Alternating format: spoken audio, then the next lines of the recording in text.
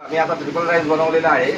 Chicken टाकून झालंय, soya sauce टाकलाय, चिली सॉस टाकलाय आणि हे बघा अशा प्रकारचा बनलेला आहे आपल्याकडे.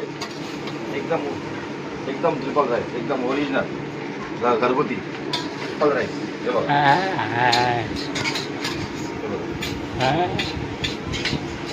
या ठिकाणी बघा ही अशी कढई गोल गोल फिरवायची म्हणजे भात लागत नाही आणि करपत नाही. हे बघा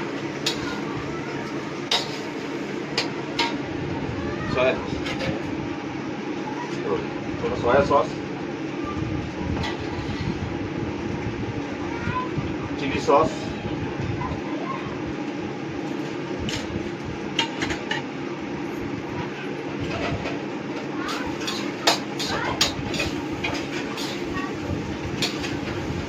आता हा गरम गरम सर्व करायचा.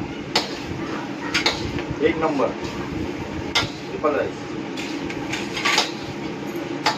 चिकन टाकलेलं आहे, अंड पण टाकलेलं आहे. अंडा चिकन आणि आता तयार झालेलं आहे म्हणजे आपण सर्वांनी खायला तयार.